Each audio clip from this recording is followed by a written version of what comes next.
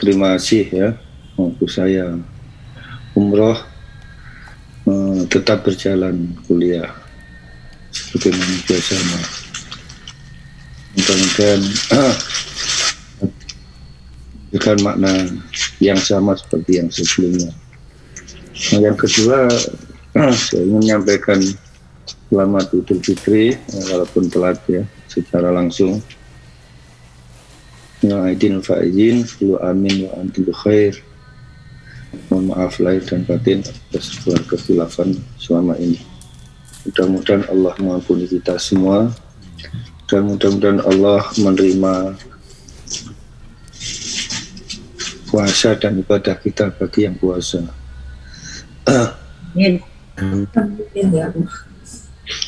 Yang ketiga, saya mohon maaf bahwa minggu kemarin walaupun saya sudah datang tapi belum bisa langsung online karena saya tidak nyaman gitu ya. Karena setiap sekian menit saya harus batuk, harus menggunakan tisu, rasanya nggak nyaman. Mau ditutup videonya juga nggak bagus kuliah. Tapi saya yakin bahwa Anda tetap melaksanakan tugas dengan baik. Yang selanjutnya saya ingin menyampaikan rasa duka yang mendalam ya atas dipanggilnya suami dari Mbak Hani ya beberapa hari yang lalu untuk selama-lamanya di hadapan Allah SWT. Mudah-mudahan atau insya Allah almarhum husnul khotimah, diampuni segala dosa-dosanya dan diterima semua amal baiknya dan ditempatkan di sisi Allah tempat yang terbaik, yaitu Jannatul Na'im. Dan keluarga yang ditinggalkan Mbak Ani dan putra-putrinya diberikan ketabahan, kesabaran untuk melanjutkan cita-cita almarhum, dan mudah-mudahan tetap kuat menerima ujian ini ya. Mudah-mudahan sekolahnya juga tetap jalan ya, sesuai dengan kondisi dan kemampuan. Amin. Selanjutnya ini kok kelihatannya masih izin ya Bu Ani. Mbak Ani kelihatannya belum nampak atau sudah di layar berikutnya.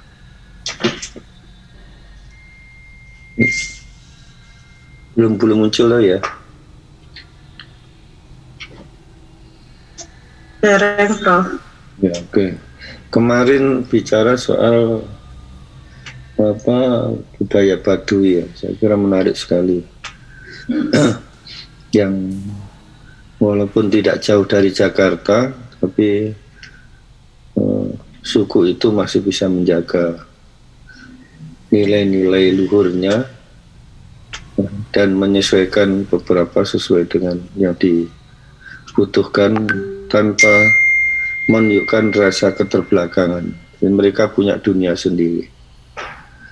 Bahkan juga kita tidak mudah memasuki wilayah itu dengan kekuasaan dan kemampuan kita.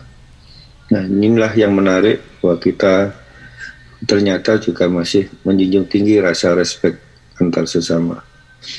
Sebenarnya hal seperti itu tuh menurut hemat saya sebelum ada kebebasan yang ada kemarin-kemarin itu cukup baik saja kok, ya rukun ya, kita itu tidak pernah mempersoalkan yang kecil-kecil sehingga tidak pernah terjadi konflik yang kecil sampai membesar dan apalagi menimbulkan ketidakstabilan, ketidaknyamanan dalam hidup ini, bahkan juga apalagi menimbulkan ketakutan ini kemana saja, kapan saja, di mana saja kita keluar dari rumah kita tidak pernah memiliki rasa takut sedikit pun. Tapi belakangan ini, di satu sisi kita katanya dengan era reformasi kebebasan ada, tapi di sisi yang lain ternyata juga tidak sepenuhnya karena sedikit kita juga dibungkam oleh kekuasaan, oleh ini, sehingga niat baik kita ya di antara yang ada ya, walaupun ada yang bebas berbicara, tapi tidak semua bisa dituduh sebagai tindakan yang makar. Saya kira ada satu dua yang baik yang tentunya itu harus dilindungi, harus difasilitasi. Tapi kenyataannya juga kena lindas juga. Jadi seperti yang kalau kelompok orang kita, orang sipil itu bicara sedikit saja, ya, apalagi sudah masuk dalam target, dicari-cari masalahnya. Yang sebenarnya masalah yang muncul itu tidak seberapa dampaknya, tapi dicari-cari yang lain. Sebenarnya beberapa orang yang kita sering lihat sebagai orang yang disebut buzzer atau influencer atau macam apapun, bicara macam-macam bebas saja, mengolok-olok, pokoknya yang penting orang yang baru muncul sedikit dihantam. Ketika mereka bersalah, mereka tidak disikapi dengan hukum yang seperti diberlakukan pada yang lainnya. Inilah hal-hal yang menjadi tantangan kita ya, sehingga kita juga harus hati-hati juga supaya kita tidak terpelosok pada hal yang tidak kita inginkan. Perbedaan itu dimanapun tidak pernah kita hindari, selalu ada. Menurut psikologi individual, yaitu Alfred Adler itu, man is unique, manusia itu unik. Karena unik, maka memiliki style of life, memiliki gaya hidup. Nah, gaya hidup itu antara satu dan yang lainnya bisa berbeda-beda. Nah, kalau kita menganggap berbeda, tapi karena kekuasaan terus orang yang berbeda itu kita tindas, berarti kita itu menyalahi fitrahnya. Makanya menurut Rasulullah, ikhtilafi rahmatun, ikhtilafi umati rahmatun. Perbedaan di antara umatku adalah rahmat, ya, berkah, karunia. Jadi justru karena berbeda itu hidup kita saling melengkapi. Karena kita itu tidak sempurna, ya. Perempuan disempurnakan dengan laki-laki, kekurangan laki-laki disempurnakan dengan perempuan. Orang kota walaupun punya kekayaan tidak semua bisa hidup tanpa dibantu oleh orang desa yang memiliki penghasilan, ya. Orang di desa punya penghasilan, tapi kalau tidak dibeli oleh orang kota juga tidak bisa survive. Jadi hidup dalam keseimbangan berangkat dari perbedaan itu menjadi kebutuhan semua, ya. Bukan kebutuhan sekelompok orang. Inilah yang sebenarnya yang kita pelajari ini dengan pendidikan karakter berbasis budaya, supaya kita itu bisa menjunjung tinggi, menghargai keunggulan-keunggulan yang dimiliki oleh setiap daerah yang sudah kita identifikasi sekian banyak, balik kelemahan yang mereka miliki. Nah, ini bagaimana mereka hidup dan perbedaan di tempatnya masing-masing bisa selesai, terus perbedaan antara suku dan yang lainnya bisa saling ditunjukkan, saling menghargai, dan bisa selesai. Salah satunya diantaranya adalah dengan nikah antar suku, nikah antar kelompok, dan sebagainya.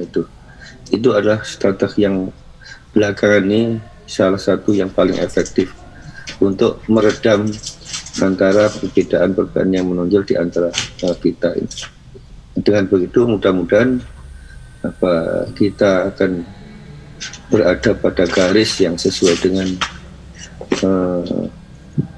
nas Allah, ya ayyuhannas inna khalaqnakum min dzakari wa untha wa ja'alnakum syu'uban wa qabaila lita'arafu. Wahai manusia, di sini tidak dibedakan manusia mana, asal manusia yang bukan binatang. Inna khalaqnakum min dzakari wa untha, sesungguhnya kamu semua dijadikan dari seorang laki-laki dan perempuan, yaitu Adam dan Hawa. Wa ja'alnakum syu'uban wa qabaila lita'arafu. Dari dua orang itu lahirlah berkelompok-kelompok, bersuku-suku, berbangsa-bangsa. Nah, dan akhirnya lita'arafu untuk saling mengenal dan saling menghargai, saling respect. Jadi kita yang berada di ruang ini ya, yang berbeda-beda ini, jangan menonjolkan diri, superioritasnya, tapi tonjolkah, hargailah kelebihan yang lain. Dan kita tunjukkan rasa rendah hati kita, rasa humble kita.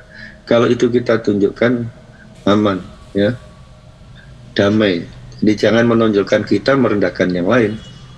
Pakai ilmunya Tukul itu ya, orang lain hargai setinggi-tingginya kelebihannya, kita yang ada ini menunjukkan kelemahannya.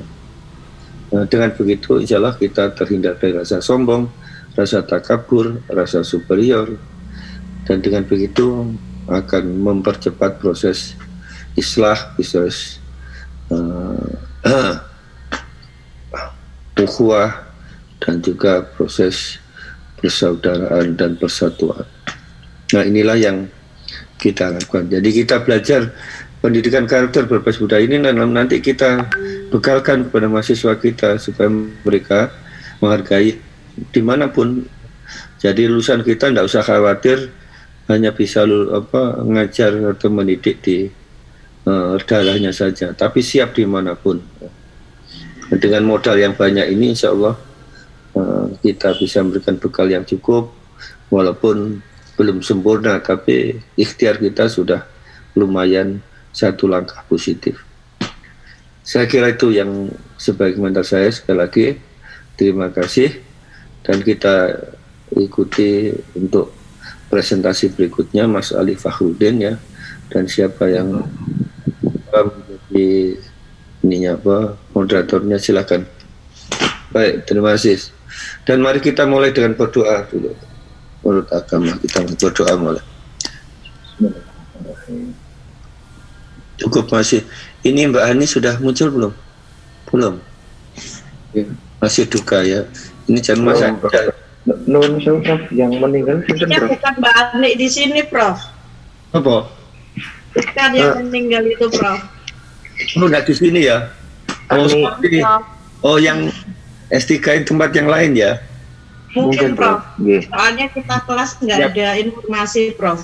Oh, yang politik itu, politik pendidikan warga. Sorry. Iya, makanya tadi pada bingung teman-teman Prof. Oh iya, sorry. Yang politik pendidikan berarti yang hari Kamis besok itu. Sorry. Iya Prof. Minggu kemarin itu kacau pikiran saya. Yang penting sudah sehat Prof. Alhamdulillah ya, doanya semuanya sehat, dan sekali lagi mohon maaf lahir batin untuk semua ya. Iya Prof. Sampai-sampai. Ya silakan Mas Mbak.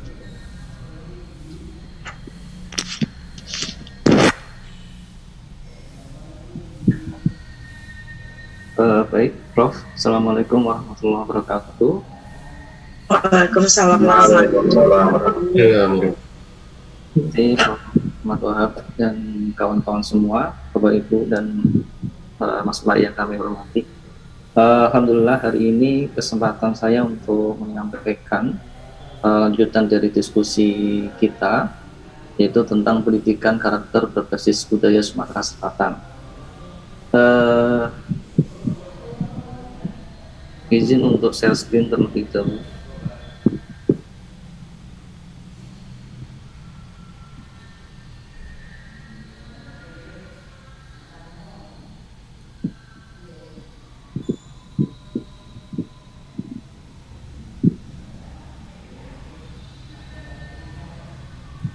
Baik, bismillahirrahmanirrahim. Berikut judul saya yaitu pendidikan karakter berbasis budaya Sumatera Selatan. Dan yang asli Sumatera Selatan di sini itu ada Bu Nesi. Halo Bu Nesi. Nanti tolong koreksinya. Barangkali ada hal yang kurang sesuai dan yang perlu diluruskan. Karena saya baru di Palembang atau di Sumatera Selatan itu 1 tahun, sedikit banyak tahu, cuman tidak banyak. Jadi nanti minta tolong Bu Nesi, barangkali ada hal yang perlu diluruskan. Baik. Jadi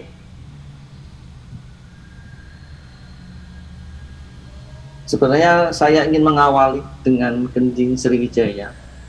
Mungkin sekilas kita tayangkan, tapi karena keterbatasan waktu mungkin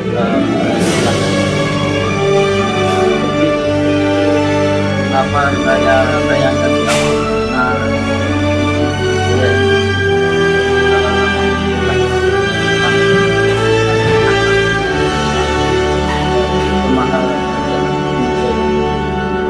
Liriknya ini mengandung tentang nilai-nilai keluhuran, kebudayaan, keagungan dari Sriwijaya, hingga ketika orang Sumatera Selatan mendengarkan ini dan menghayati teks dan maknanya, itu akan membangkitkan semangat untuk berjuang, semangat untuk meraih kejayaan, terutama mengingatkan kepada kerajaan atau kekuasaan Sriwijaya yang pernah berkuasa sangat luas, dan untuk area pusatnya adalah di Sumatera Selatan dan di Palembang, seperti itu.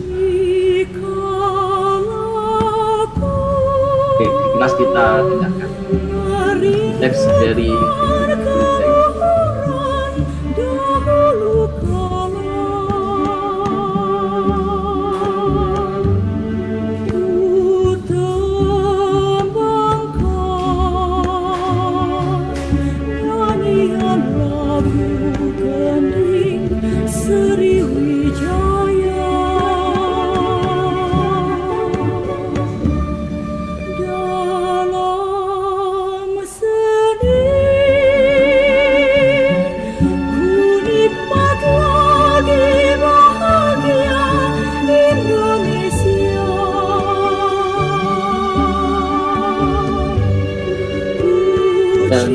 dalam video ini ada beberapa tayangan terkait kelas Sumatera Selatan, gaya adat dan tradisi-tradisi yang ada.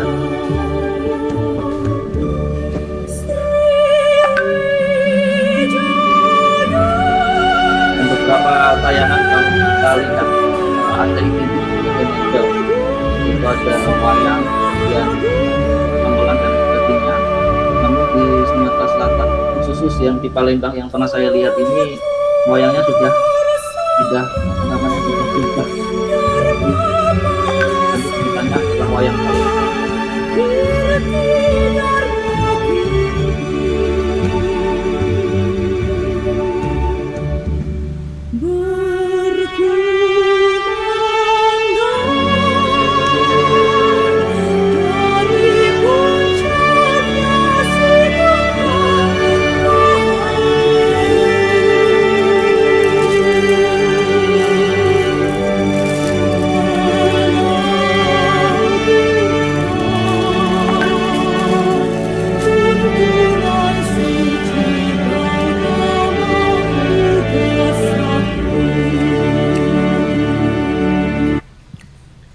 Oke, nah, selanjutnya dari sisi bahasa di Sumatera Selatan ini sangat banyak sekali. Nanti kita akan lihat ada beberapa bahasa, karena Sumatera Selatan ini ternyata sangat luas.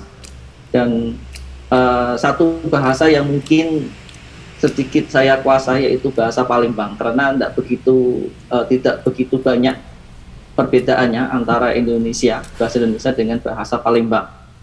Nah, salah satunya adalah ini adalah potongan dari pantun ya, potongan dari pantun, dan ini menggunakan bahasa Palembang. Nah, kita contohkan yang kiri, buah duku, buah benono, dan musimnya berbuah lebat, payo belajar yang beno, mangken calak jadi pejabat. Nah, ini mungkin kita sudah bisa menerjemahkan ya, walaupun belum tahu arti per katanya. Kalau benono itu apa, Bu Nesi? Sebenarnya saya belum tahu juga. Benono itu buah benono. Buah. Nama buah. Nama buah. Seperti apa, Bu Nesi? Ya, pokoknya nama buah ya. Jadi buah duku, buah benono, yang dimana musimnya berbuah lebat. Payo itu mari, di bahasa Palembang payo itu mari belajar yang benar, yang serius. Mangken itu nanti, calak itu kalau setahu saya lebih dari pinter gitu, cerdik. Ketika belajar yang benar, nanti bisa menjadi cerdik dan bisa menjadi pejabat. Kurang lebih seperti itu. Nanti kalau salah, Bu Nesi bisa diluruskan.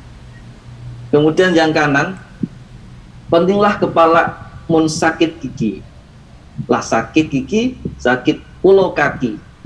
Cobalah bangun pagi-pagi, malu di ayam lah ngais rezeki. Ini juga bahasanya sudah bisa kita maknai. Pentinglah kepala, pusing kepala, mun sakit gigi. Nah ini mun sakit gigi itu apa? Lah sakit gigi, sakit pulau kaki. Sudah sakit gigi, sakit juga kaki. Cobalah bangun pagi-pagi, malulah dengan ayam yang sudah ngais rezeki. Nah, ini bisa disampaikan ke anak didik dan bisa cocok untuk sekolah dasar. Dan sebagai informasi, muatan lokal di Palembang ini sedang dikembangkan gitu. Jadi waktu lalu saya mencoba untuk menggali informasi tentang bahasa Palembang dan disampaikan ternyata memang untuk muatan lokal itu baru di develop atau dikembangkan dan akan menjadi salah satu muatan lokal di Palembang dan di Sumatera Selatan itu bahasa daerah. Nah seperti itu. Selama ini belum ternyata. Oke. Secara geografis ini adalah peta Sumatera Selatan dan di situ ada beberapa perbatasan. Di sebelah utara itu Jambi, kemudian perbatasan sebelah selatan itu Lampung, kemudian Selat Bangka itu ada di sebelah timur, kemudian Bangka Belitung, dan perbatasan paling barat itu ada Bengkulu. Nah, jadi Sumatera Selatan ini, kalau saya dari Jawa itu sekarang cukup singkat, hanya 18 jam menggunakan kendaraan darat. Jadi tinggal nyebrang dari Jawa, dari Banten itu sudah di Sumatera Selatan, yaitu di Lampung. Dan ketika di pusat atau ibu kota Sumatera Selatannya ke Palembang, menambah waktu sekitar 5 jam. Nah, ini singkat gambaran letak dari Provinsi Sumatera Selatan. Kemudian di Sumatera Selatan sekarang ada 17 kabupaten dan kota. Dulu ada 13, karena ada pemecahan akan menjadi 17. Jadi kalau kita gali budaya dan kekhasanan dari masing-masing kota ini sangat banyak. Mungkin di sini juga belum terbahas sempurna, hanya sepatah-patah atau hanya sebagian kecil dari beberapa budaya di Sumatera Selatan yang bisa kita pelajari dan kita bisa gali dan kita bisa implementasikan dalam pendidikan karakter. Itu ada 17 kota, mulai dari Oku atau Ogan Komering Ulu, kemudian Komering Ulu Timur dan seterusnya sampai Kabupaten Musi, Tawas, Kabupaten dan lain sebagainya, nanti bisa dicek sendiri. Dan ibu kota dari Sumatera Selatan adalah Palembang. Nah, lambang dari Sumatera Selatan seperti ini. Ini mengandung beberapa makna atau filosofi. Di sini ada bunga teratai yang kuning ini. Kemudian ada batang hari 9, yaitu cabang-cabang sungai sini kalau dihitung ada 9, kalau tidak salah 1, 2, 3, 4, 5, 6, 7, 8, 9, nah 9. Nah jadi di Sumatera Selatan ini dikenal dengan banyaknya sungai, aliran sungai, dan di sini terkenal dengan batang hari 9, dan dilambangkan di logonya itu ada 9 aliran sungai. Kemudian di sini ada jembatan Ampera yang menjadi ciri khas Sumatera Selatan yang ada di kota Palembang. Kemudian ada gunung yang warna hijau.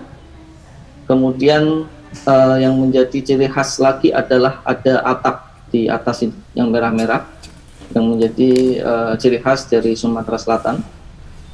Apa itu? Atap, Prof. Atap rumah. Atap rumah. Atap rumah Sumatera Selatan. Nanti kita akan bahas beberapa rumah yang ada di Sumatera Selatan. Itu jangan atasnya itu apa? Pinggir-pinggirnya itu loh yang memberikan ciri. Pinggirnya kiri kanan atas itu. Seperti di Jawa. Iya, Prof. Oh, Itu kan. ya ini atap hijau.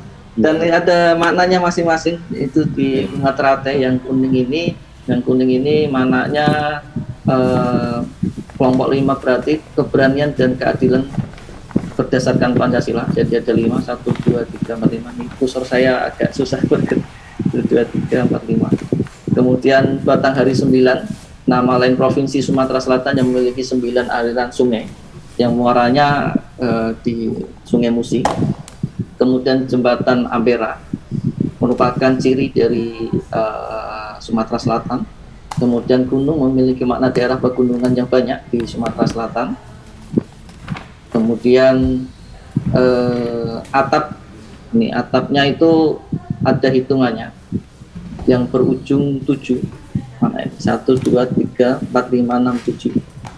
Ini kursor saya agak susah bergerak. Nah, berujung 17 dan 8 garis genting. Garis merahnya ini kalau dihitung ada 8. Kemudian 45 buah genting kalau dihitung yang merah-merah ini 1, 2, 3, 4, 5 kali berapa itu? Oh, macam-macam ya, 1, 2, 3, 4, 5, 5 semua, 1, 2, 3, 4, oh yang bawah 6. Intinya jumlahnya nanti ada 45 yang menunjukkan simbol kemerdekaan Republik Indonesia, yaitu 17 Agustus 1945. Nah ini logo atau lambang Sumatera Selatan. Baik, ini ada beberapa suku yang ada di Sumatera Selatan, ternyata banyak sekali setelah kita dan saya pelajari. Itu ada suku Komering, suku Palembang, Gumai, Somendo, Lintang, Kayu Agung, Lematang, Ogan, Pesemah, Sekayu, Rawas, Banyuasin. Dan ternyata banyak juga bahasa-bahasanya. Kalau sudah bahasa Pesemah, Komering, Ogan, pesisir ini sama sekali saya tidak memahaminya. Yang agak mudah itu ya bahasa Palembang yang hanya sedikit perubahan A jadi O dan lain sebagainya, dan sedikit-sedikit saja yang menjadi berbeda dengan bahasa Indonesia. Nah, kemudian beberapa rumah adat, kalau di Makalah itu ada banyak, tapi ini saya ambil 2 saja. Di Sumatera Selatan ada beberapa rumah yang terkenal, yaitu yang pertama ada rumah adat Limas. Bentuknya seperti ini, kemudian dan begitu juga dengan rumah yang lainnya, cuman hanya sedikit-sedikit saja yang berbeda. Misalkan Limas dengan yang pertama itu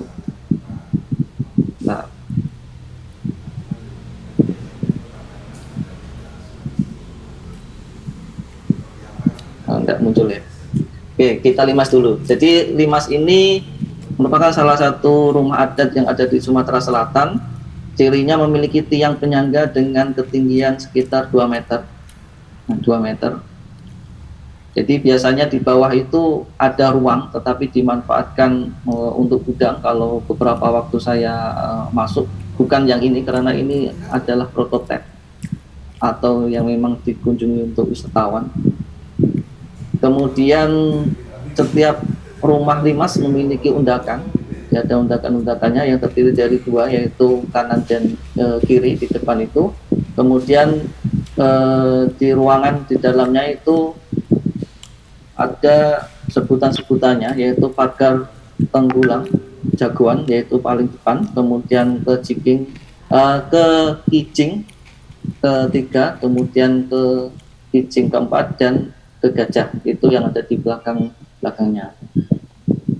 Nah, kemudian yang terkenal lagi di Sumatera Selatan dan ini lebih banyak ditemui di Kota Palembang, yaitu rumah rakit.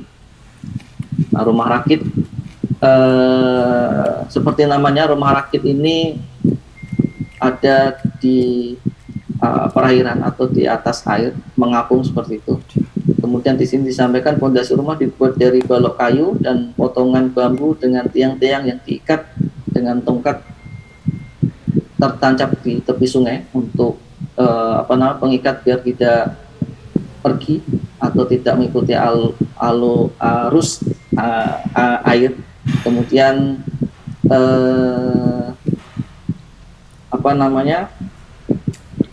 ini kami temukan atau kami temui banyak di di sungai-sungai Musi. Di bawah Ampera itu beberapa masih ada. Ini menjadi salah satu pemandangan yang unik juga kalau kita ke Sumatera Selatan atau ke Palembang. Kemudian memang kalau kita lihat dari berbagai rumah adat yang ada itu menyesuaikan dengan letak geografis Sumatera Selatan, karena banyak ternyata kalau kita amati, kalau kita map itu dari atas di Google Earth, ternyata banyak pemukiman itu berada di pinggiran aliran sungai seperti itu. Jadi inilah yang menyebabkan bentuk bangunannya seperti ini. Kalau yang di dataran atau di daratan itu lebih cenderung ada tiang untuk meninggikan bangunan. Kemudian yang versi yang di atas air juga ada yang seperti ini atau rumah rakit. Oke, itu sampel dari rumah adat. Kemudian ada pakaian adat. Pakaian adat ini ada dua kalau kita garis besarkan, yaitu aisan gede dan aisan pak sangko. Nah, kalau saya pahami, yang ada ini lebih ke aisan pak sangko. Ini ciri-ciri yang detailnya juga masih saya pelajari, belum ketemu secara detail, tetapi perasaan-perasaannya sih ada. Artinya kalau Pak Sangko ini lebih ciri khasnya menggunakan topi yang seperti ini, artinya lebih kepada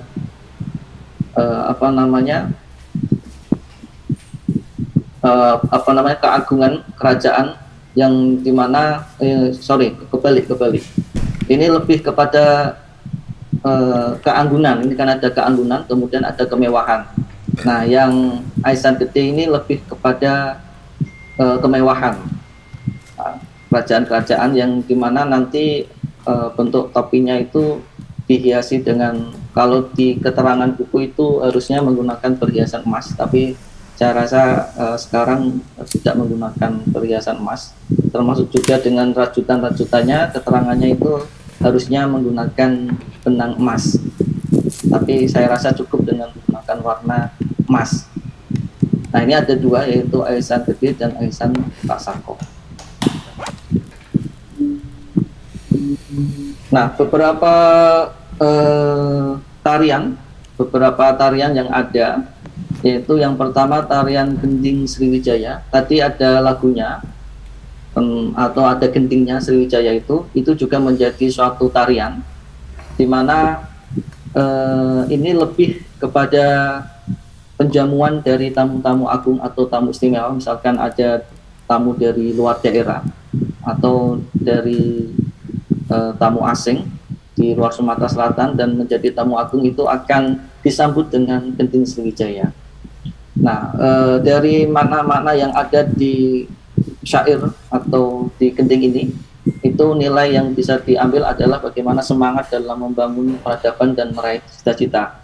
Jadi bisa kita sampaikan ke peserta didik apa yang ada dari maknanya itu. Kemudian kita bisa menerangkan juga sejarah tentang kerajaan Sriwijaya dan nilai-nilai luhurnya tentunya, yang bisa kita ambil sebagai suatu nilai yang bisa ditanamkan kepada peserta didik. Untuk yang pertama ada tari Gending Sriwijaya. Nah, mungkin ini bisa kita tayangkan bentuk tariannya. Mungkin nanti bisa ditanggapi kira-kira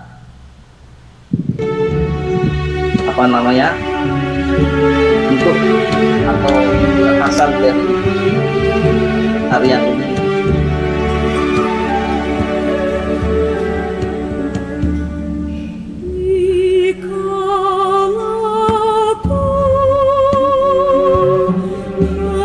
Nah, biasanya ketika ada tamu istimewa itu disambut seperti ini, di mana tamunya nanti akan datang, kemudian berdiri sejenak untuk melihat tarian sebelum memasuki ruangan atau memasuki acara.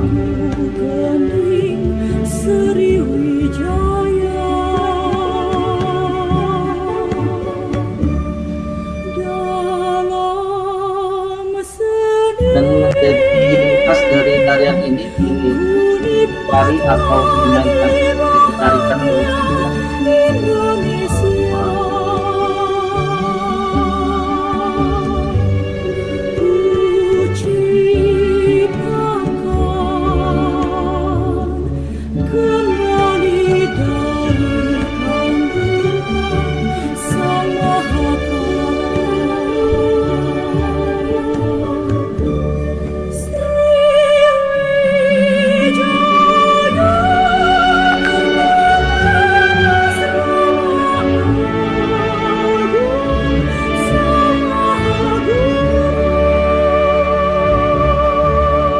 terlempar ya teman-teman. Halo. Ya Pak Rais. Oh, ini oh sudah.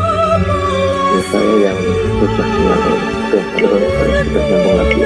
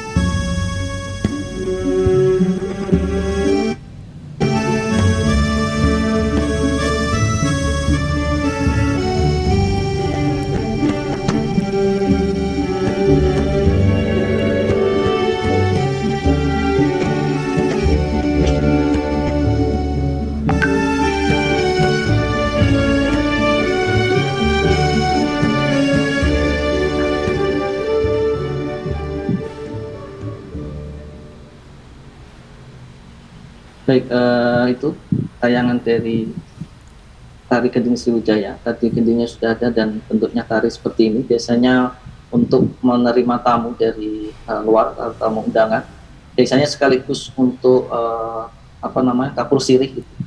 Tari kapur sirih artinya di dalam kota itu ada sirih. Kalau saya amati ketika menyambut tamu itu, kemudian untuk sebagai rasa penghormatan itu sirih itu akan diberikan kepada tamu untuk dimakan. Jadi nanti kalau teman-teman semua kemudian diundang di Palembang atau di Sumatera Selatan, kemudian diberikan sajian sirih, jangan kaget karena itu bagian dari suatu kehormatan yang diberikan dari budaya Sumatera Selatan.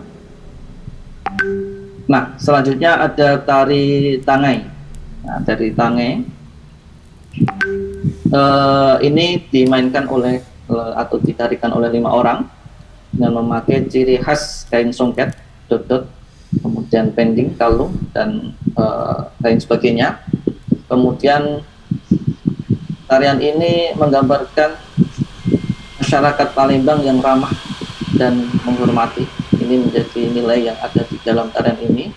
Kemudian ini juga disajikan ketika menyambut suatu atau menyambut tamu yang datang, dan lebih menunjukkan bagaimana ternyata di Sumatera Selatan ini menjunjung tinggi tentang menghormati tamu dan keramahan. Dua tarian itu dan yang lain banyak nanti kita bisa diskusikan.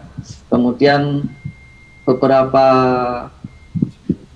hal yang ada di Sumatera Selatan terkait budaya dan tradisi adalah pernikahan.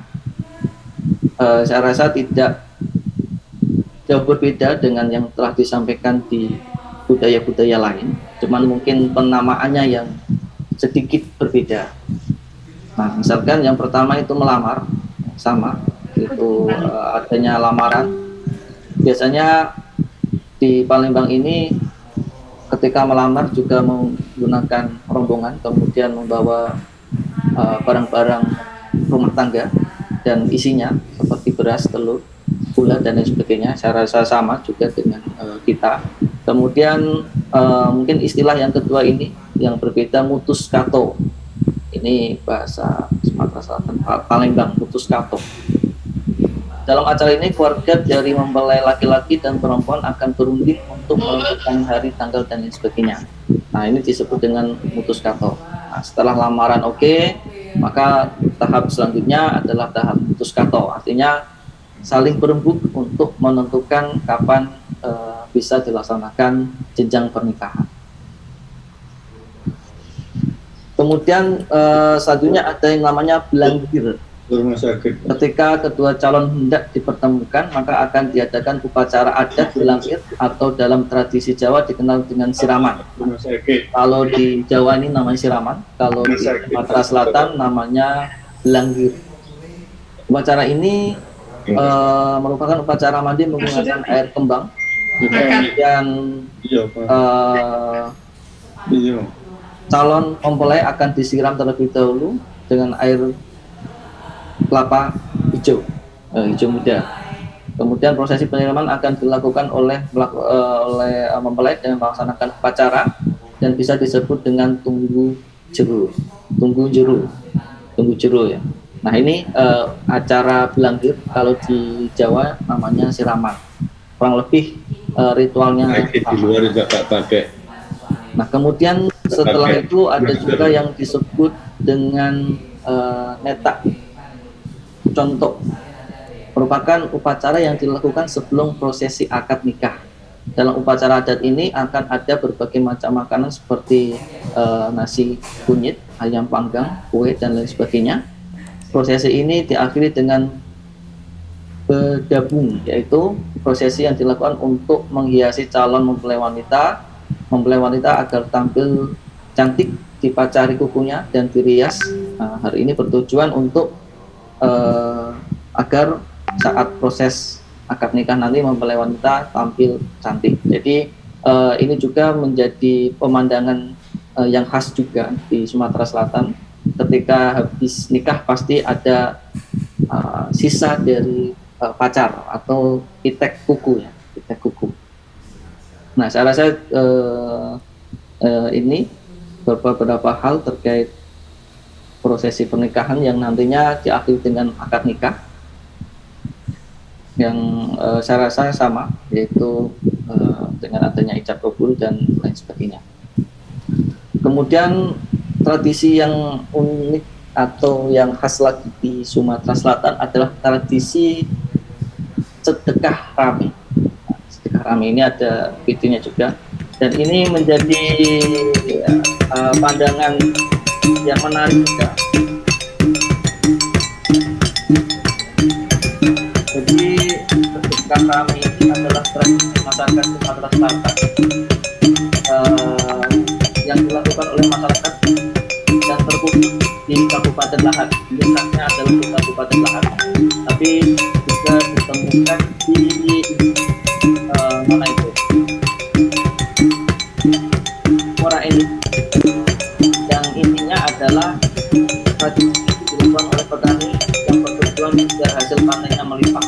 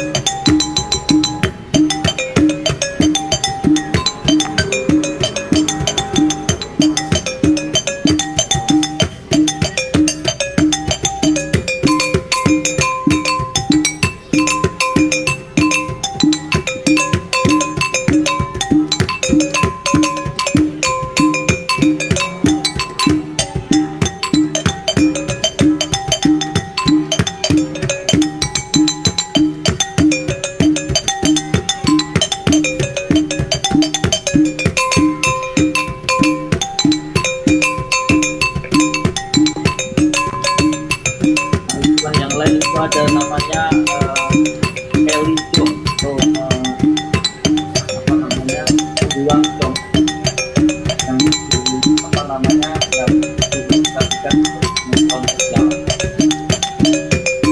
kurang lebih seperti itu.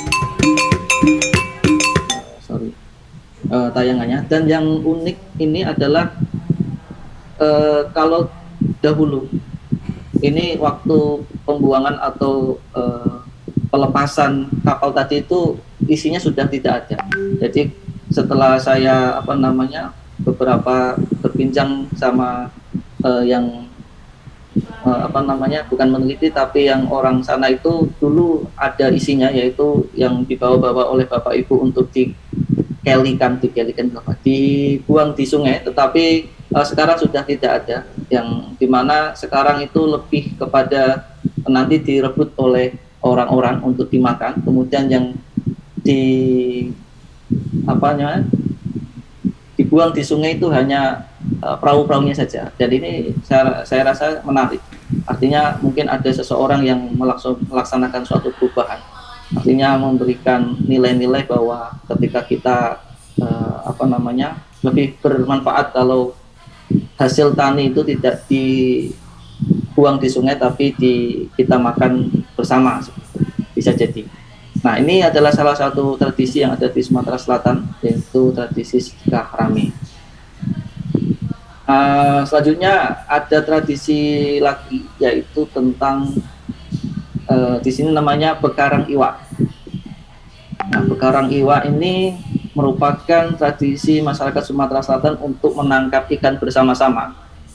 Kemudian nanti akan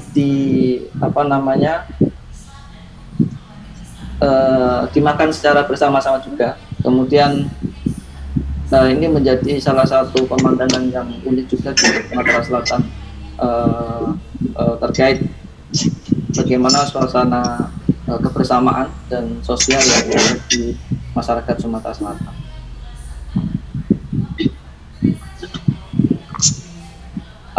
Oke, selanjutnya ada beberapa permainan anak.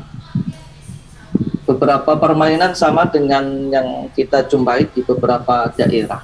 Di sini ada yang namanya sambung kaki. Nah, ini yang memainkan ini kebetulan adalah Gubernur Sumatera Selatan ketika di festival mainan anak. Dan ini saya rasa sama, yang dimana kalau di kita sebut dengan egrang, kemudian ada juga yang menyebut dengan tingkau, kemudian selincak dan lain sebagainya. Saya rasa bentuknya sama dan konsepnya juga sama, dan ini biasanya dimainkan di hari 17-an. Nah, ada juga permainan yang disebut dengan main siamang. Main siamang. Ini juga konsepnya sering kita laksanakan mungkin dengan nama yang berbeda, di mana dimainkan oleh banyak orang. Di situ disampaikan 5 sampai 10 orang, di mana satu anak berperan menjadi harimau, yang lain menjadi siamang. Jadi yang jaga satu, kemudian yang lain disebut dengan siamang. Kemudian pemain dituntut untuk pandai memanjat, bergelantung dan melompat, artinya menjauhkan diri dari harimau. Ketika isyarat pemain dimulai, orang yang berperan sebagai harimau berusaha menangkap siamang yang diperankan teman lainnya. Jadi seperti kejar-kejaran seperti itu, yang jadi satu, kemudian yang lain berlari, kemudian nanti yang tertangkap itu juga akan menjadi pemain. Di sini berarti harimaunya. Para siamang dengan certiknya memanjat dan bergelantung di pohon atau tiang sambil berteriak menirukan suara siamang dengan gaya seolah mengolok-olok harimau. Jika seorang pemain yang memerankan siamang berhasil ditangkap oleh harimau, maka dialah yang harus menggantikan peran sebagai harimau. Seperti itu ya. Kalau di kita mungkin kejar-kejaran namanya berbeda, namanya saja yang berbeda, yaitu main siamang.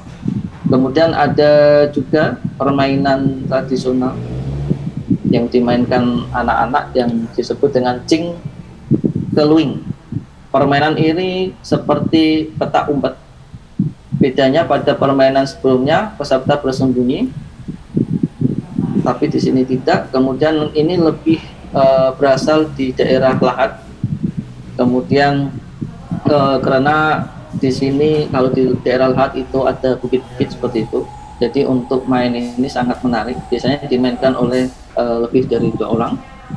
Kemudian cara mainnya, anak-anak yang bermain akan duduk melingkar sambil meletakkan tangannya di lantai. Bagi yang mendapatkan nukuk atau tanda atau jadi itu, maka ia harus dihukum dengan menjadi yang berjaga. Sedangkan teman yang lain bersembunyi dan ditentukan pula tempat persembunyiannya yang tidak jauh dari lokasi. Nah, ini mungkin istilah lainnya adalah petak umpet kalau di Sumatera Selatan. Terkhusus ini daerah kota atau kabupaten ya. Lahat, Kabupaten Lahat itu ada namanya permainan cing keluing. Nah, kemudian ada juga tengohan, di mana ini artinya adalah tebak-tebakan. Ini permainan ini lebih kepada daerah kota Batu Raja, dimainkan lebih kurang 10 orang atau lebih, kemudian dibagi menjadi 2 kelompok. Peralatan yang digunakan adalah batu dan kayu. Setelah 2 kelompok diundi, kelompok yang menang akan memegang batu, kemudian regu yang kalah harus menebak posisi batu berada di anggota yang menang.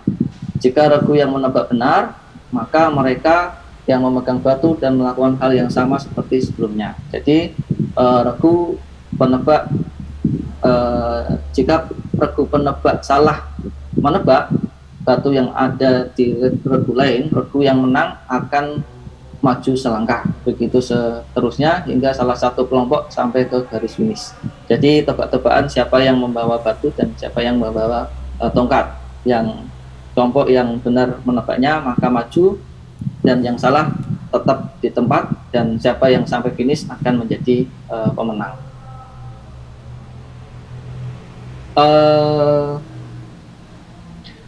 Itu beberapa hal yang bisa saya sampaikan di pertemuan ini. Kemudian terakhir itu ada lagu kalau di sini ada lagu khas Sumatera Selatan dan bisa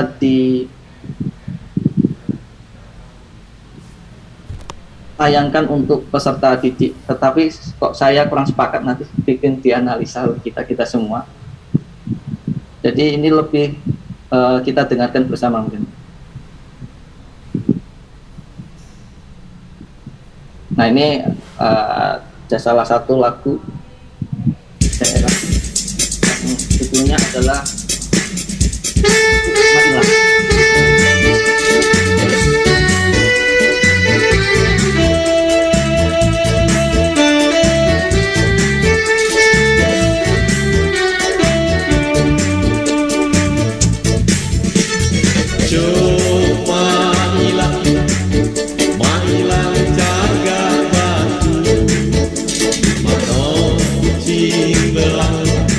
Di situ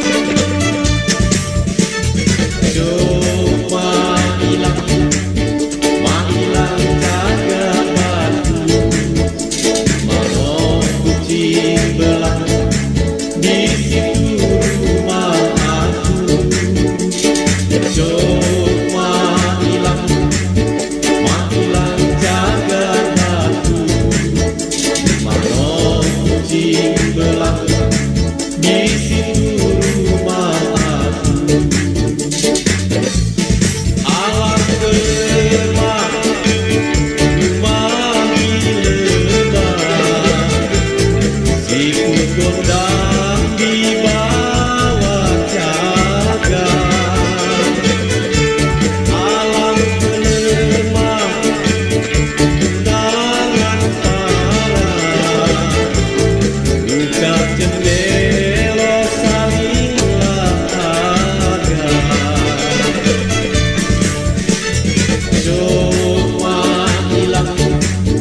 Mahilang jagat aku, mano kucing belah di situ rumah aku.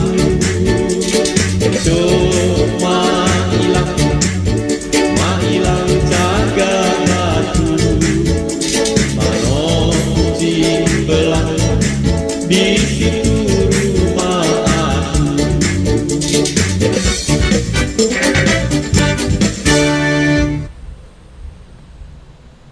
Baik, terima kasih Bapak Ibu. Demikian yang bisa saya paparkan sebagai penutup. Tadi ada lagu Cuk Mailang, salah satu lagu Sumatera Selatan gitu ya. Beberapa lagu itu saya sebenarnya kurang sepakat dengan liriknya. Misalkan tadi itu biar kita dimarahi emak asal jadi kita berdua, gitu. Asal biar orang tua marah yang penting kita bisa bersama, kayak agak menumbuhkan karakter membangkang. Dan beberapa lagu di antara 5 lagu Sumatera Selatan yang diklaim menjadi lagu daerah dan biasanya diajarkan di kanak-kanak di SD itu kok malah tidak sesuai saya rasa dengan perkembangan anak didik di sekolah dasar. Mungkin nanti bisa kita kritisi, dan barangkali ada yang kurang nanti mohon dimaafkan. Demikian. Selanjutnya masih ada waktu kurang lebih 20 menit bisa kita gunakan untuk berdiskusi.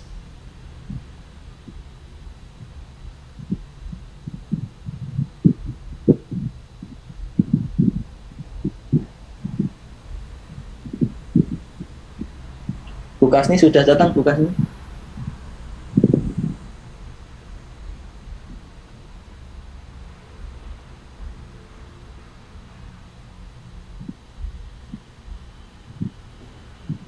Oke, langsung saja ya berarti ya ke pembahas. Monggo pembahas.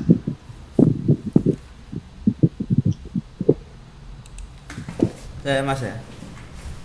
Oke. Terima kasih. Assalamualaikum warahmatullahi wabarakatuh. Assalamualaikum warahmatullahi wabarakatuh. Sama kita hormati Prof. Romah Wahab selaku dosen Ngampo, dan Mas Ali, terima kasih atas paparannya, ini luar biasa. Yang pertama, kesan kami memang kita diajak jalan-jalan ke Palembang dan pulaunya ya, tapi memang keterbatasan waktu dan ruang sehingga bisa hanya menikmati secara virtual seperti itu. Nah, dari hasil keterbacaan yang saya lakukan, ada beberapa mungkin bersifat pertanyaan ataupun masukan ya yang saya dapatkan. Yang pertama, kalau merujuk dari makalah itu memang belum ada konsep atau teori tentang pendidikan karakter yang mungkin sudah diulas sedikit di latar belakang, cuman secara konseptual ataupun secara paparan belum dielaborasi lebih dalam. Kan bisa merujuk ya dengan pendapat para pakar ataupun menurut beberapa tokoh nasional, misalnya Ki Hajar Dewantoro dan lain-lain, atau bisa lebih implementatif ya merujuk kepada regulasi yang dikeluarkan pemerintah, misalnya Permendikbud 2015 itu ada penanaman budi pekerti, kemudian Perpres 87 2017 ya penguatan pendidikan karakter, dan implementasinya yang Permendikbud 2018 itu, atau yang terbaru tentang profil pelajar Pancasila. Itu kalau memang lebih implementatif yang bisa integral ke dalam kurikulum SD ya, karena ini adalah pendidikan karakter berbasis budaya seperti itu. Kemudian bisa dikuatkan lagi terkait dengan memang pendidikan dengan kebudayaan tidak bisa dilepaskan ya Dan konsepnya di sini ya tetap pendidikan dulu, bukan kebudayaan dulu. Maka di bukunya Ki Hajar itu yang pertama adalah seri pendidikan, baru yang seri kedua adalah kebudayaan kan gitu ya. Nah kemudian yang kedua rumah adat ya, ini mungkin yang saya baca tadi belum dieksplor ya, bagaimana filosofi, nilai atau karakternya yang bisa diterapkan atau diambil dalam pendidikan karakter untuk anak SD ya. Jadi di situ memang sekilas nanti diulas tentang sejarah, bentuknya, apa terus bahannya ya, desainnya, tetapi belum dieksplor tentang filosofi, nilai atau karakter yang terkandung di dalam rumah adat itu kok kenapa bentuknya segitiga misalnya. Itu mungkin ada makna-makna yang bisa diambil untuk diterapkan pada anak SD. Kemudian yang ketiga sama kayak yang lain-lain ya, permainan tradisional dan lagu daerah ini juga bisa dieksplor lebih mendalam terkait makna, nilai atau muatan karakternya ya. Dan tadi memang ada lagu-lagu khas yang diputar, salah satunya adalah lagu Cuk Mak Ilang atau siapa tadi ya. Nah itu mungkin bisa dikaji apakah bisa diterapkan atau mungkin perlu dihidden ya, karena anak-anak itu kan tidak bisa serta-merta diajarkan khas daerah, mungkin ada yang dipilah dan dipilih lah tentunya ya. Nah kemudian yang keempat ini mungkin ya sedikit bisa diinformasikan ya, mungkin makanan khas daerah Sumatera Selatan ya ini ya, itu apa gitu loh ya, meskipun tidak terlalu dalam dan ada sub sendiri, tapi bisa diinformasikan sedikit karena itu tetap adalah bagian dari budaya, bagian dari hasil cipta karsa rasa suku sana, tentunya menjadi informasi yang menarik jika ditambah seperti itu ya. Kemudian yang kelima, justru ini yang mungkin tadi ditampilkan di slide tapi di makalah belum disajikan, yaitu tentang bahasa, sastra ataupun pantun kesenian sastra lokal khas di sana. Kayak tadi pantun bahasa Palembang itu kalau misalnya dimasukkan di dalam makalah akan lebih bagus ya, karena tadi memiliki makna yang saya kira mendalam, tapi tadi hanya disajikan di slide, tapi saya cari di makalah belum ketemu gitu ya. Nah kemudian yang ke-6 ini mungkin pertanyaan ataupun perbandingan, bukan perbandingan ya, pertanyaan ya. Topi yang Mas Ali pakai itu namanya apa di sana itu ya. Karena kemarin saya di Minangkabau itu memang ada topi kayak gitu namanya topi tanja. Nah kemarin ada satu suku lagi saya lupa, itu model topinya juga sama. Apakah itu memiliki akar kesamaan secara filosofis atau ada persenyawaan yang sama sukunya gitu loh ya. Kenapa kok topinya mirip? Kalau di Minang kan namanya topi tanja ya, kalau di sini di Pulau Sumatera ini di Palembang khususnya itu topi apa gitu ya. Nah yang terakhir berkaitan mungkin teknis ya, mungkin pengutipan footnote atau apa setelnya ataupun author guideline-nya mungkin bisa dicantumkan agar lebih menguatkan sumbernya dari mana. Yang terakhir mungkin daftar pustaka karena menjadi bagian dari kerangka ilmiah dari sebuah makalah. Mungkin itu Mas Ali beberapa catatan yang sudah saya catat. Jika ada kekeliruan mohon diklarifikasi atau disampaikan yang sebenarnya. Terima kasih Mas Ali dan saya akhiri. Wassalamualaikum warahmatullahi wabarakatuh. Waalaikumsalam warahmatullahi wabarakatuh. Terima kasih Pak Abdul Ibda, sangat luar biasa masukannya. Insya Allah diperbaiki yang diberikan tadi. Memang beberapa hal tadi banyak kekurangan dan saya merasa hal itu yang perlu dimaksimalkan lagi, terutama terkait bagaimana nilai kebudayaan tadi dan pendidikan yang belum masuk, harusnya ada di bab paling akhir, belum masuk. Kemudian nilai filosofis dan lain sebagainya, sampai ke citasi. Yang perlu dijawab tadi nama topi tanja atau topi apa ya, ini juga perlu masukan juga di teman-teman yang lain, terutama Mbak Nesi yang Sumatera Selatan. Setahu saya juga namanya tanja ya. Kalau setahu saya ini juga tanja Palembang gitu, dan menjadi ciri khas tanja Palembang ini bermotif songket ya. jadi Tanjak Songket Palembang. Nah, terkait bagaimana mungkin ada kekhasan dengan yang lain, saya belum menemukan informasinya. Barangkali teman-teman bisa membantu untuk menyampaikan informasi. Kalau menurut Bu Nesi gimana, Bu Nesi?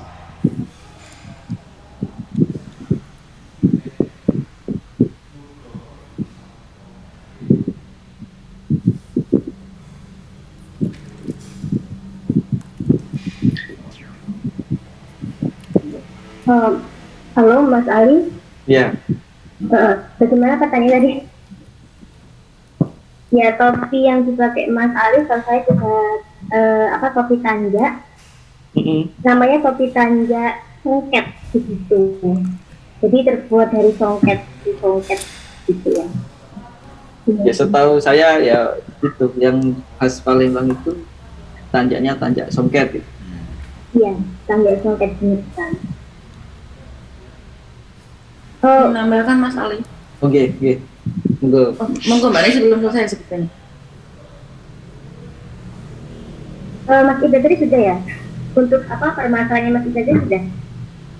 Mbak Herlan mau menambahkan? Oh ya, silakan.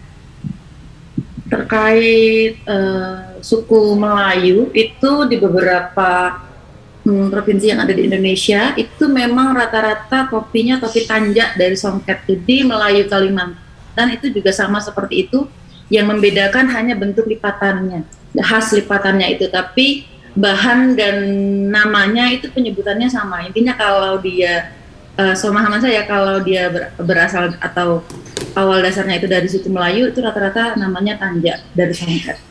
Seperti itu Mas, yang saya ketahui. Terima kasih. Begitu Pak Ida, saya juga seperti itu, artinya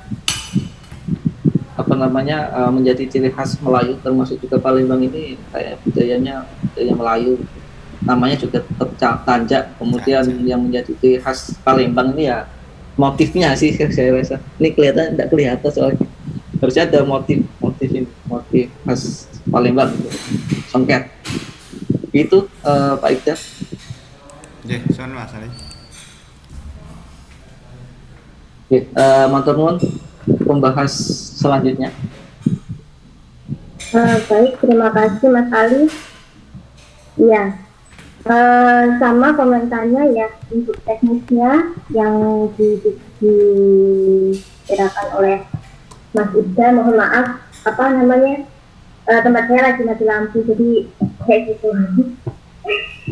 Ya, untuk pernikahannya, kalau ini yang Mas Ali tulis itu pernikahan adat Palembang begitu ya, bukan adat Sumatera Selatan. Kalau Sumatera Selatan itu kan luas begitu. Kalau tempat saya juga di Oku Timur itu kan ada pernikahannya itu kayak mana ya? Kayak apa namanya?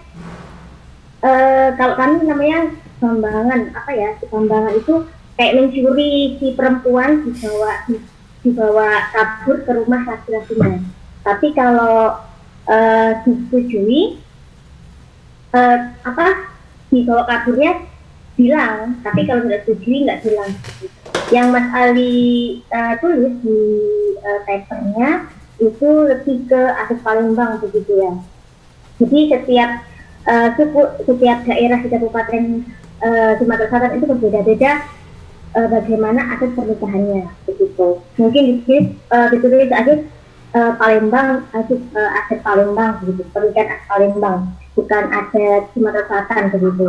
Takutnya nanti salah persepsi, bahwasanya mayoritas semuanya pernikahannya itu kayak begini gitu, padahal enggak. Di Bukit Tinggi juga beda, di Trasumuli juga beda gitu.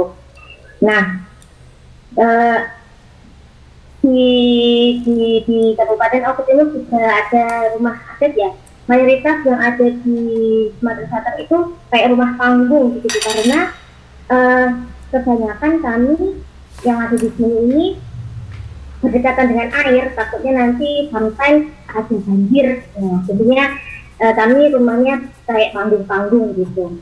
Tapi kalau di sini bawahnya terkadang karena dekat dengan air, jadi tidak ada tidak diberi ruang, jadi kosong, jadi cuma siang-siang gitu. Takutnya tadi ya kalau banjir datang gitu. Nah di makalah Mas Ali juga belum cantumin, belum menjawab rumusan masalah yang ketiga ya Mas Ali ya. Bagaimana implementasi pendidikan karakter sebagai budaya Sumatera Selatan gitu. Kalau kira-kira Mas Ali sebagai pendidik ya, pasti juga pernah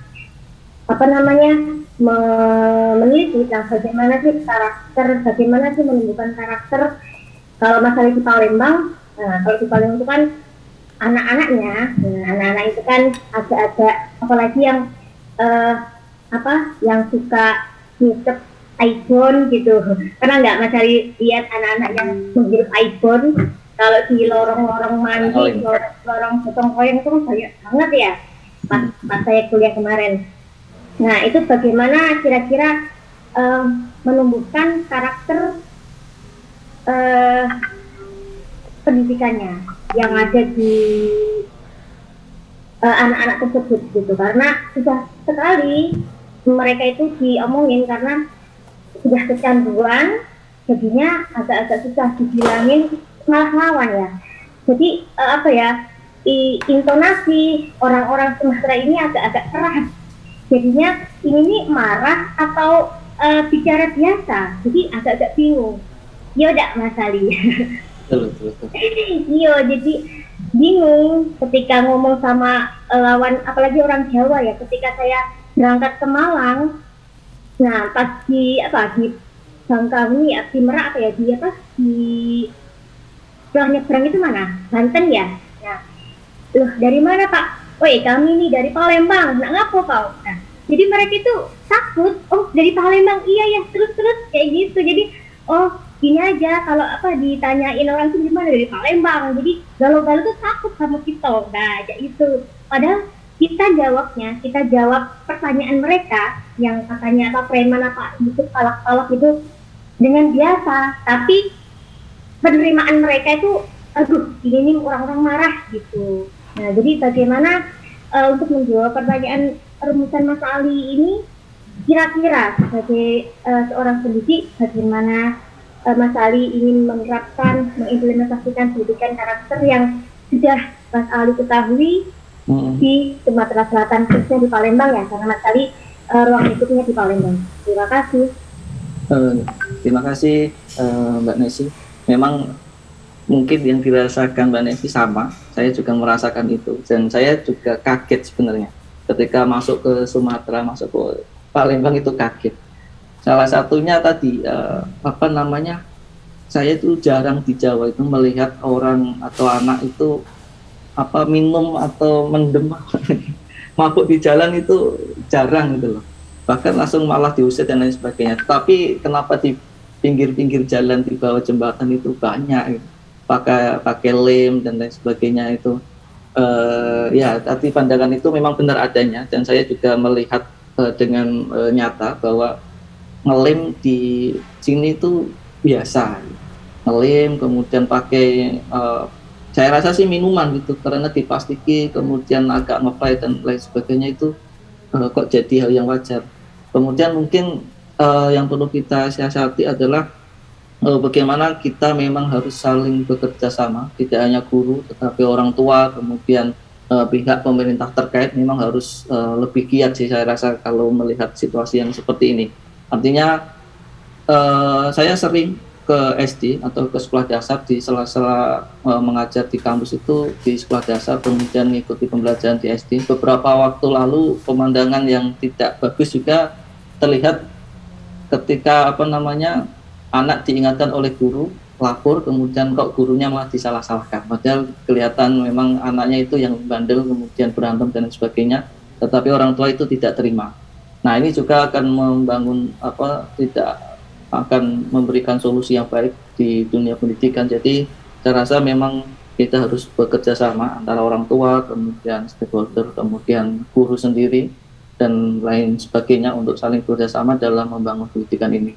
Dan terutama kita belajar di pendidikan karakter ini alhamdulillah sangat bermanfaat. Kita bisa mempelajari berbagai budaya, berbagai hal yang ada di sekitar kita, dan kita jadikan sebagai salah satu alat untuk memberikan suatu pendidikan karakter kepada peserta didik. Mungkin itu sih yang bisa saya sampaikan ke Messi. Seperti itu, Bu Messi. Iya, terima kasih Mas Ali. Saya kira juga ya, saya kira sedikit. Oh iya, di Kabupaten Oku Timur juga ketika dinas itu menyuruh untuk menerapkan berbasis lokal, maksudnya di dalam sekolah itu harus diterapkan kebudayaan Komering gitu. Tapi permasalahannya sedikit sekali pengajar yang paham bagaimana adat Komering ini. Jadi keterbatasan ketenaga kerjaan, keterbatasan guru untuk mengajarkan bagaimana yang lebih detail adat Komering itu. Kalau di Komering muatan lokal daerah atau bahasa daerahnya baru juga Bu Nesi ya? Bagaimana Pak? Aduh putus ya. Muatan lokal bahasa daerah Komering. Iya, karena kan di sini juga karena Oku Timur ini banyak juga suku yang paling banyak. Jadi guru yang asli Komering itu sangat sedikit, jadinya tidak memenuhi persyaratan untuk diajarkan adat-adat Komering di dalam pendidikan sekolah dasar gitu. Oke. Ya itu saya juga merasa menjadi faktor juga mungkin informasi untuk teman-teman juga. Jadi merasa ada keterlambatan. Artinya kalau di Jawa itu kan ada muatan lokal bahasa Jawa, kemudian di situ juga ada beberapa hal terkait budaya-budaya yang ada di Jawa itu kan sudah dari dulu. Nah ternyata di sini tuh baru mau dirilis. Jadi menjadi catatan untuk kita yang ada di sini untuk lebih giat lagi untuk mensukseskan pendidikan yang ada di Sumatera. Kurang lebihnya itu, mohon maaf kalau ada hal yang kurang tepat atau kurang berkenan. Ngoten Prof, sudah jam 9:05. Saya kembalikan ke Prof. Ngapunten Prof, belum dibuka. Makasih Mas Ali Fakhrudin yang sudah menyiapkan dengan baik tulisan secara naratif maupun paparannya, dan juga didinya beberapa video pendek tentang budaya, terutama nyanyian tadi yang ada di Palembang. Terus dari awal sudah saya ingatkan bahwa apa yang menjadi fokus dari mata kuliah ini adalah lebih menonjolkan pada bagaimana nilai-nilai karakter, nilai-nilai spiritual, nilai-nilai sosial yang berkembang di suatu daerah ya, baik untuk masyarakat umum maupun masyarakat khusus yang terfokus pada anak-anak. Dan tadi sudah diupayakan sedemikian rupa. Dan saja yang saya juga perlu tambahkan ya, supaya menjadi lebih lengkap Mas Ali ya, bahwa Palembang itu kan ada dua pemasa ya. Pertama ada Kerajaan Sriwijaya. Kerajaan Sriwijaya itu di sana tadi digambarkan bagaimana budaya yang berkembang saat itu tidak bisa lepas dari agama yang mendominasi, apakah Buddha atau Hindu ya. Biasanya kesannya seperti kayak Buddha ya, vihara. Borobudur itu berarti Borobudur lah itu. Nah itu yang di Palembang, Hindu atau Buddha. Tapi sesi yang lainnya yaitu fase adalah Kesultanan Palembang. Tidak pernah disinggung sama sekali oleh Mas Ali. Padahal pakaiannya tadi lebih banyak yang belakangan itu apakah untuk upacara pernikahan maupun untuk tari-tarian itu kelihatannya lebih banyak diwarnai oleh Kesultanan Palembang, yaitu Sultan Badarudin itu ya. Satu yang sekarang Badarudin 4. Nah, ini kan perlu disinggung-singgung seperti yang tadi siapa tadi yang pertama, walaupun tidak detail. Karena itulah yang mewarnai masyarakat, dan sekarang masalah di sana itu ya agamis. Kalau agamis kan berarti kan beda dengan yang ada di mana, di Bali dan sebagainya. Ya kalau masyarakat kerajaan Sriwijaya itu adalah berdiri sebelum kerajaan Tarumanegara, kerajaan Mulawarman dan sebagainya ya. Terus berujung dengan kerajaan Mojopahit.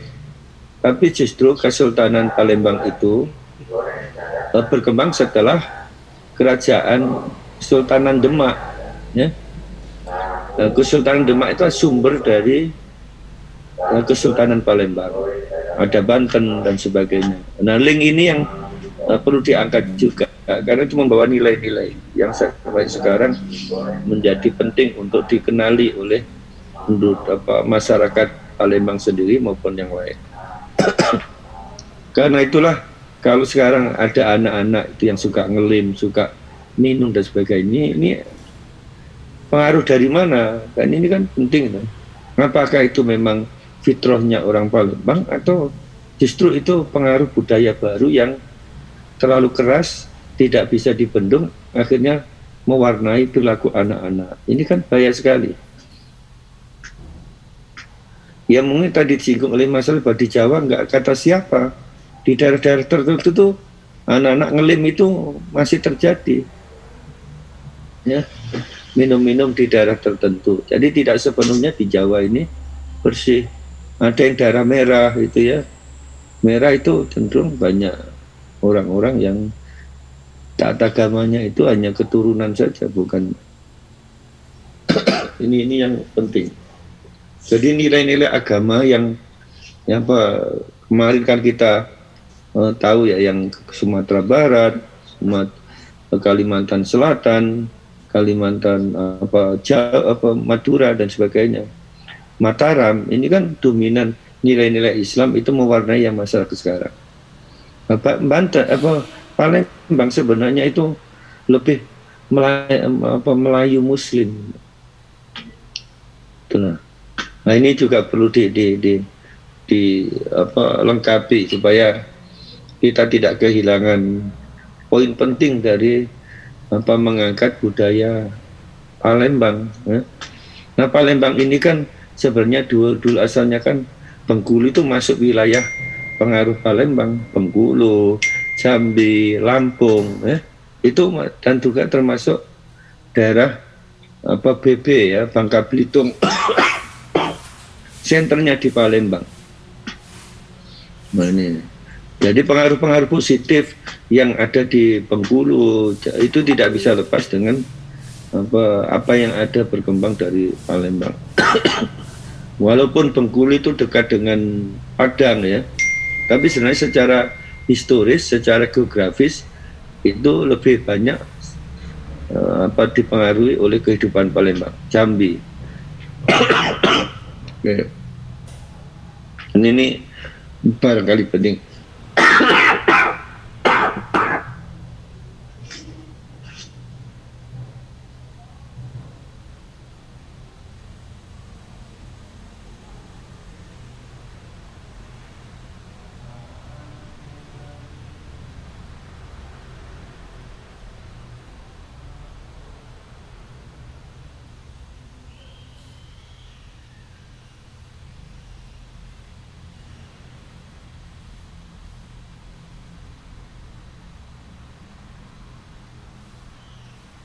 Maaf Prof, belum dibuka.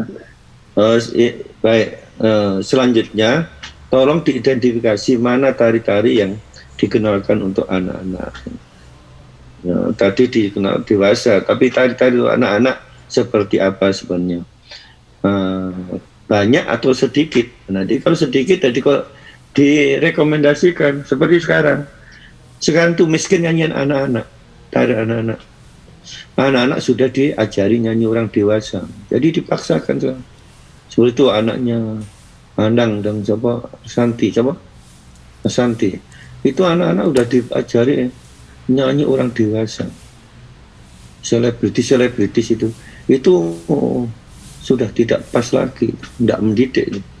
Dulu zamannya Cica Kuswoyo dan lain sebagainya, ada nyanyian untuk anak-anak. Sekarang itu hampir tidak ada, apalagi TV. Sekarang ini sudah tersisihkan oleh medsos ini. Nah ini bagus sekali kalau para ahli tari nyanyi ini meng-create lah tari-tari untuk anak-anak, nyanyian untuk anak-anak yang mendidik. Kecil-kecil udah dikenalkan cinta, macam-macam. Apalagi sekarang itu masih anak-anak kok sudah orang tuanya jodoh-jodohkan, masih kan tidak mendidik itu. Itu kalau di mana di Madura oke lah, memang budaya itu, tapi kan tidak ditonjol-tonjolkan, tidak dipamer-pamerkan. Dan sekarang ini sepertinya itu dibudayakan, merasa bangga kedua orang itu tidak mendidik itu. Itu kalau perlu bagian penyiaran itu, KPI itu harus mengingatkan itu. Orang dewasanya malah menjadi promotornya. Kacau tuh. Bukan dunianya, ini masih dunia anak-anak. Nah, inilah mendidik, merusak tatanan nilai-nilai. Ini akan mempengaruhi, coba ada nanti walaupun ada ya. Kalau ada itu kasus, kan kita tidak bisa angkat sebagai yang sifatnya mainstream gitu. Nanti akan menjadi persoalan. SD sudah pada nembaki macam-macam secara terbuka, kan kerusak ini. Padahal belum dunianya, SMP aja juga belum. SD kok susah diberikan contoh ya. Ini nih contoh mendewasakan anak. Anak dipaksakan untuk memasuki dunia dewasa lebih awal. Ya, ini tolong Anda yang bergerak di dunia dengan anak-anak itu teruslah bersuara itu di tempatnya masing-masing itu. Diingatkan, jangan kebablasan. Ya ini akibat kita ini miskin dalam. Kalau toh itu memang tidak ada, Mas Ali, misalkan nyanyian tarian yang cukup untuk anak-anak, ya direkomendasikan, gitu loh. Jadi tolong ini tidak sifatnya deskriptif semata ya. Zaman ini kan saya melihatnya kajian zaman itu ini tari terus sudah selesai. Mestinya di belakang itu ada analisis mana yang sudah cocok, ini, mana yang belum kurangkan, disarankan adalah muncullah itu. Ya. Jadi ya kita memperbaiki sambil jalan gitu lah. Memang belum sempurna tapi kita upayakan. Ada upaya yang kita lakukan untuk melengkapi, menyempurnakan. Jadi tadi kan Mas Ali lebih banyak melihat sisi negatifnya, tapi kurang menemukan nilai-nilai positif yang ada pada anak yang ada di Palembang. Memang saya terus juga ya pernah saya bertemu dengan orang Palembang itu saya tidak menduga ya mau dia main pisau juga gitu. Nah ini apakah itu menjadi budaya sana? Yang saya dengar itu hanya dari Sulawesi Selatan sama Madura saja yang biasa ya sedikit menggunakan pisau dan Banten gitu. Ternyata Palembang juga begitu. Dari mana itu? Wow. Nah terus juga seperti di mana ini kan memperkenalkan anak-anak. Bagaimana dunia anak-anak? Ada TPA, ada dunia anak-anak, ada TKA. Gimana mendidik anak-anak tentang kehidupan beragama, kehidupan bermoralnya? Di rumah, di pesantren, atau di sekolah, atau di masjid. Nah ini kan perlu ditemukan di sana itu. Ini. Tadi sudah disinggung tentang pakaian, makanan ya. Makanan ya kan hanya empek-empek saja. Ya. banyak makanan yang lainnya yang khas di sana yang memang terjamin kehalalannya. Jadi bicara soal moral, makanan itu juga makanan yang nempel dengan kehalalan di warga.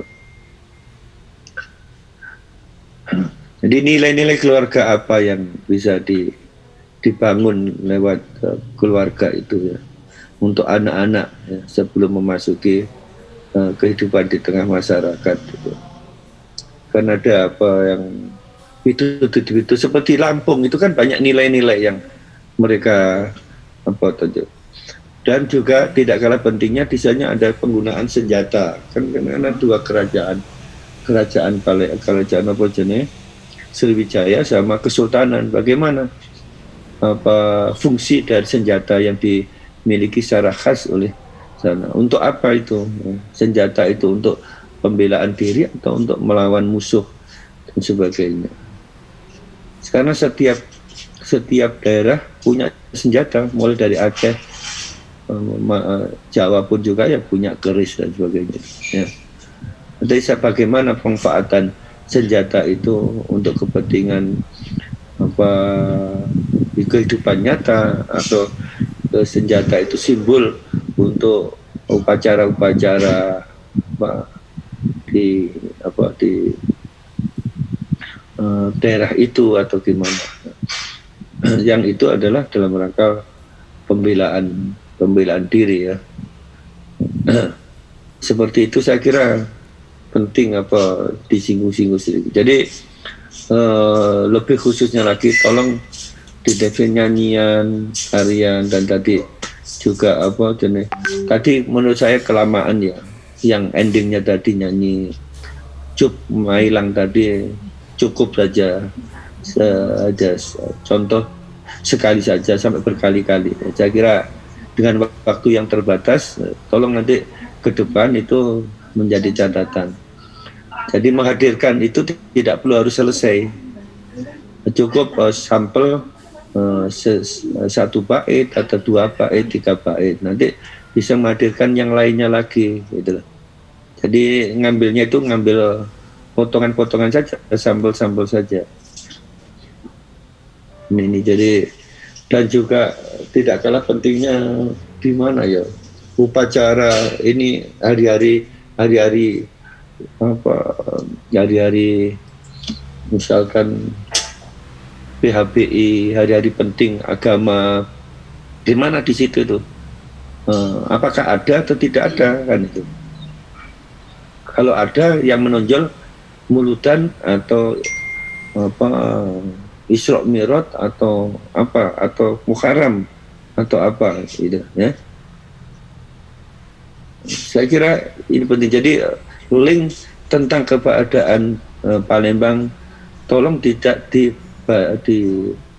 batasi dengan kerajaan Sriwijaya, tapi ada Kesultanan Palembang yang itu kontribusinya saya yakin lebih besar daripada yang sama saja dengan kerajaan Kesultanan Mataram itu lebih menonjol, mewarnai masyarakat Jawa dan sekitarnya yang berubah dari Hindu Buddha menjadi Muslim, termasuk Kesultanan Demak, Kesultanan Mataram, itu besar sekali kontribusinya ya. Nah, ini kan perlu diceritakan supaya tidak ahistoris gitu keadaan. Jadi jangan sampai kita itu tidak bisa menjelaskan mana daerah Islam yang agak kuat, mana yang merah gitu ya. Islam hanya KTP, itu daerah mana itu loh. Daerah tengah, mengapa Magelang itu pusatnya ini tapi Islamnya kuat. Kok iso? Peran siapa itu? Seperti itu lagi kan perlu kita